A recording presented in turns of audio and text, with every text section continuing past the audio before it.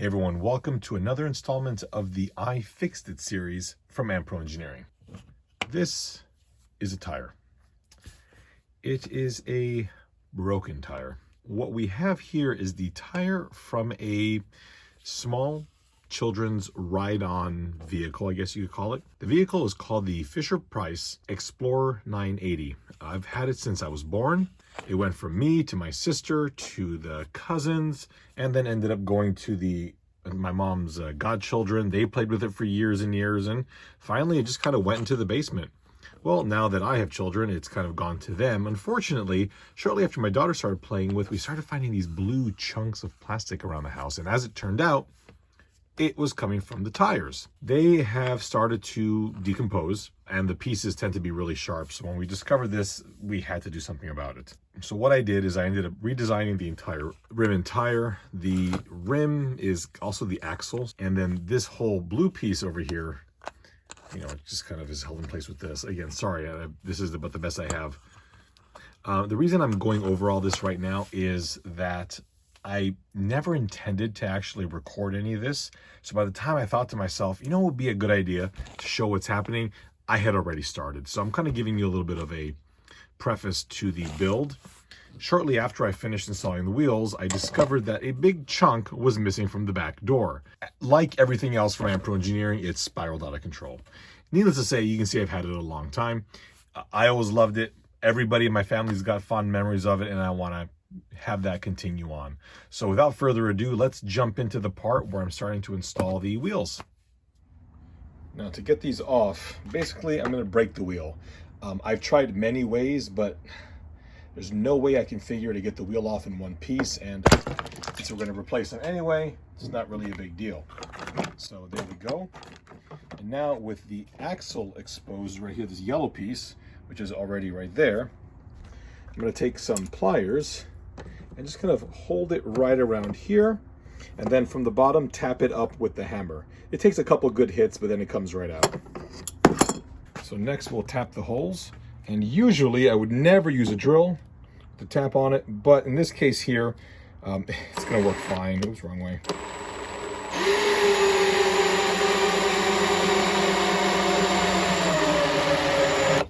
You don't want to go too high because you'll melt it.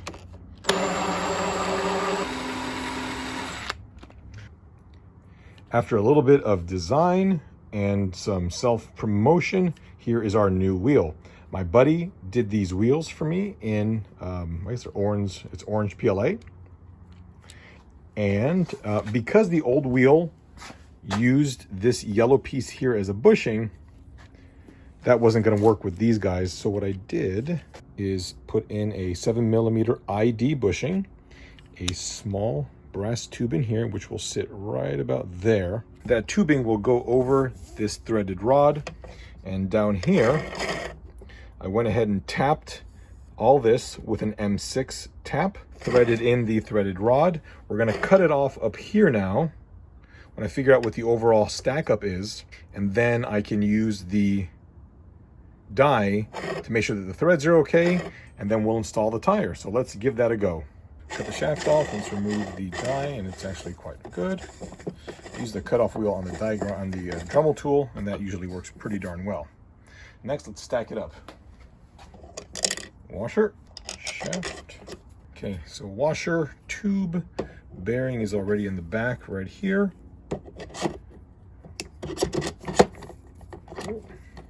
That's in. One more washer. And then I bought this here, and then the cap nut here at the end. I probably should put a little bit of thread lock on that, but sweet. And all 6 wheels are now on. Now to locate a child to test it out. So you use some oven cleaner on this, and this is going to, is it? Yeah, it is. Nice. I might be here a few minutes, but it is working. Everything but the silver came off, so I'll spray it once more. And what I've been doing is just spraying it on a towel and just placing the towel on it, because I don't want to get any of this off or subject any more of the body to it, to the oven cleaner and I have to. The oven cleaner did pretty good.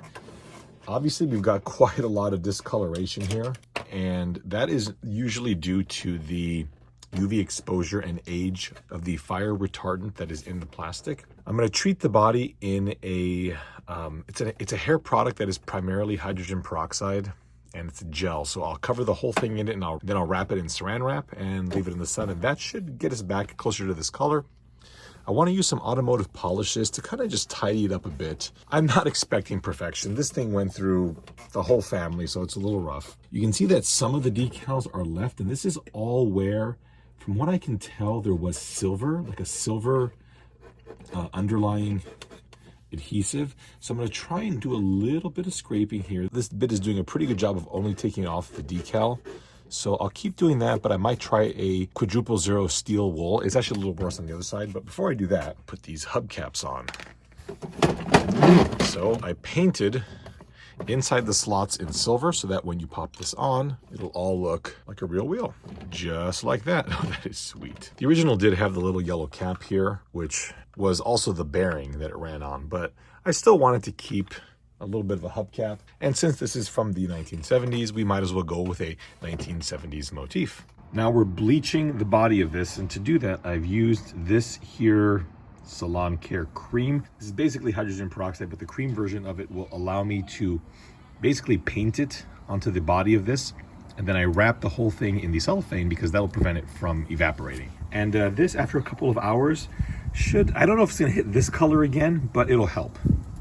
I'm thinking it may take a couple of applications because, you know, this stuff can make little pockets and all. I've never done it like this before, but, you know, we'll see how it goes. So in the middle of getting this thing all put back together, I think someone kicked it into the corner of the wall. I don't know what happened, but you can see this stuff just, I mean, it's insanely brittle anymore. So this is gonna be an interesting piece to repair because the clamshell on the van is glued together, so you can't take it apart. So I have some ideas, but we're gonna first have to break this thing out. Oh, there it goes. Whoops. Like that was hard. The parts came in to replace the back door on the Fisher-Price ride-on car. So what we've got are 3 pieces to replace this one piece. The main issue, of course, is this pin, which is captured by both sides of the van, which is glued in place. So now what we've got is this little pin here, which you'll slide in from the inside. I want to push it through because it's press fit. And that'll pop out there, shove it all the way in, glue it in place, put your back door on, and there we have it. You can see what we've done. And I've modified it, you know, a bit. I've changed the license plate on it, put different taillights on it, but the little handle works the same way. And there we go. One of the obstacles I have to overcome are the little bumps here, which lock this closed. They were very worn down on this, and then it broke when I was trying to measure it because they weren't in that great a shape. So what I did is I figured out roughly what the depth was, you can see here, and I've enlarged them so that I can go ahead and kind of test fit and cut them off with the Dremel and get them round about the right size without having to make multiple of these here. Let's get the van. Guy can go away. Okay, so we take this little piece here, and that will, okay, so that goes right in there. You can see that already it doesn't quite fit. It's got to be shoved back a bit more. To do that, we're going to have to shave the top of this down a bit.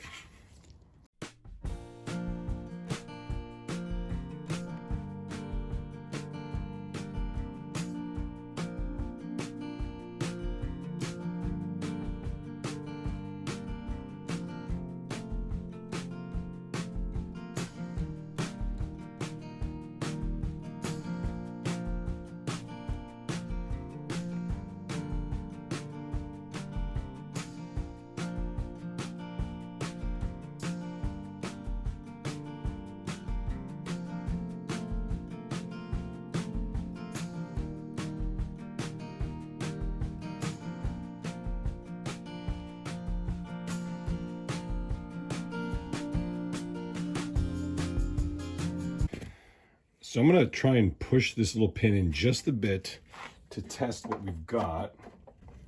I don't want to go too far because it'll be difficult to get it out, but well, actually that's pretty good, but to me it's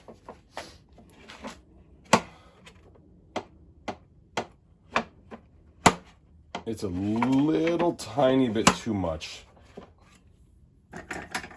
Pop this back out. Yeah, okay. Okay. We'll just shave it down perhaps a millimeter or so and be done.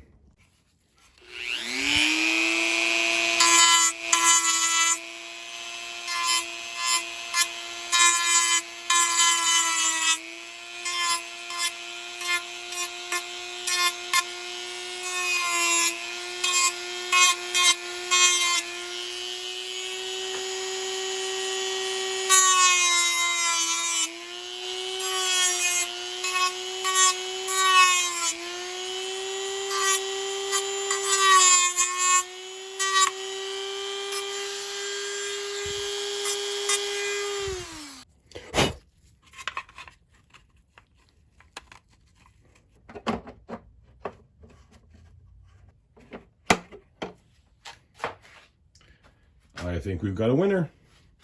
Now I'm going to detail this up a little bit here.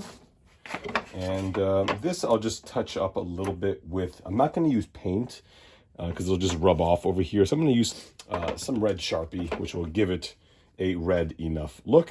And then we'll glue this into place. So I pushed this pin all the way in. And I do want to make sure that it does not come out, because if it comes out, this door is actually glued on as well. If that comes out, we're kind of screwed. So to lock it in place, we'll give her a little dab of super glue. And it's done. We'll paint this up a tiny bit and then throw it on. All right, so the little details have been painted on the back of this. I'll put a bit of glue around the perimeter over here, pop it in place, and we're all set. I've got a little bit of 4/0 steel wool and a painted thumb, and I'm finding that it's a pretty good way of taking off some of the scuffs. Given how deep a lot of these things are, polishing compound wasn't working. There's also some residual adhesive, and for that, I've got some 600 grit sandpaper that I'm going to sand down a little bit on some concrete to just knock down the initial roughness, and that'll get all of this off, and then we can give it a coat of paint. You can see with the steel wool, some of these scratches are quite deep and it gets them right out. Or otherwise, you're gonna have some ancient marker. And I tried this with rubbing compound and I was there for a half an hour, and all it did was create a glossy spot. So what I'm gonna do is just use the steel wool, knock everything down a little bit. It also takes out a lot of the roughness, which is really, really great. And then when the whole thing is done, we'll give it a light polishing. You can see how much better that looks right there. And then I think it'll look a little better. Added some stripes here, and we'll paint these. I think we'll go with yellow, orange, red, because there's really not much yellow on this, just the steering wheel.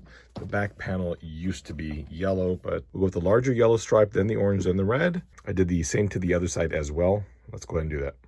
The last color, red, was laid down, so let's just go ahead and peel off all the other layers, shall we? We'll take it a bit slow.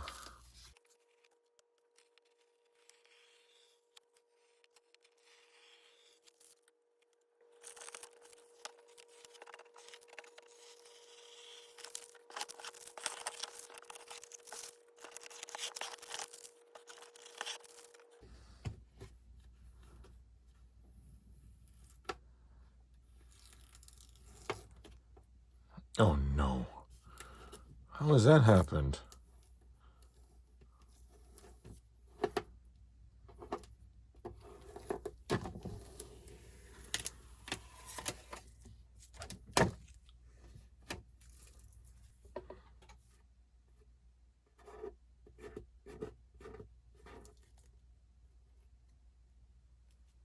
Wow.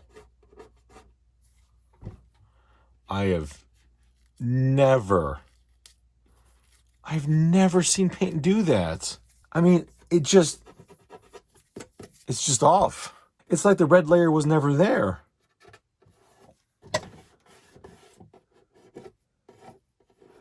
Look at this. Oh my gosh. Take two. That is what we've got. So, all right. I didn't primer the body because I didn't think it needed it. I had scuffed it up pretty heavily with steel wool, as I'd shown earlier on, and that was on me. I should have done that. Weirdly, the orange stayed perfectly. The yellow, I mean, it just, I was able to peel the entire thing straight off. So that was weird. Anyway, my fault. This is Rust-Oleum. Actually, the red and the yellow are both Rust-Oleum. These things you can spray directly over mud and it'll stick beautifully. So that's what I did. And they look good. A little bit imperfections here and there, but I mean, come on. This thing is, you know, this thing's full of imperfections and dents and dings, and it's been through many, many children. So it's good enough. I also changed the yellow stripe. I thought having that third one there was a little bit redundant, and I love the little swoosh way more than it was before. So I think now, with our new wheels, full bearings, got our new back door here that what is this? I see the kids have been playing with it already. The new back door, all operational. Got the little people that this thing came with a million years ago. So I've got both of these little guys. Apparently one's supposed to be yellow. I don't know why I had two white ones. There it is. It is ready to be played with quite extensively. So this video has actually gone over a couple of years, mainly because the kids won't let me take it away and actually paint it. So this was just done over the course of a few hours, just because I was terrified that they wouldn't see it. With that, I think we are all done. Now I've got to go return this once again, and they can get to some more playing. Thank you all for watching, and we'll see you next time. Rev the engine. Rev it again. There you go. Back it up.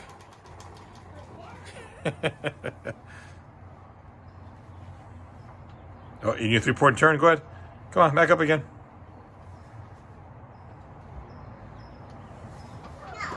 Drive it. Drive it. Drive it around. No. Yeah, go that way. No. Go that way.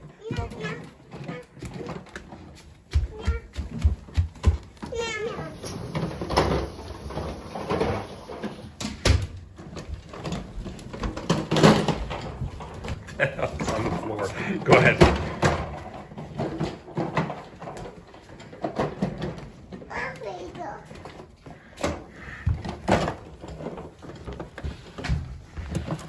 This is very difficult.